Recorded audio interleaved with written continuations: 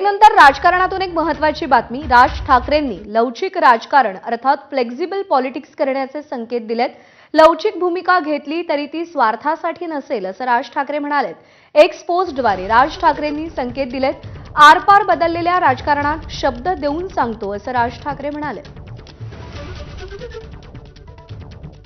तर राज ठाकरेंची x post समोर आलेली आहे आणि त्याचा मतितार्थ पाहिला तर राजकारण हे सध्या बदललेलं आहे आणि त्यामध्ये लवचिक राजकारण अर्थात फ्लेक्झिबल पॉलिटिक्स करण्याचे राज ठाकरे यांनी संकेत दिलेले आहेत. राज ठाकरेंच्या भूमिकांबद्दल अनेकदा प्रश्न उपस्थित केले जातात.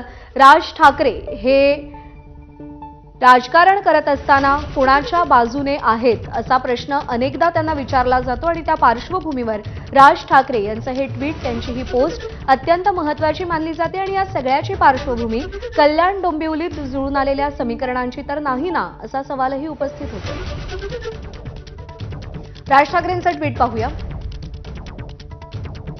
मी एक शब्द आज पुन्हा देतो की आरपार बदललेल्या राजकारणात कधीतरी लवचिक भूमिका घेतली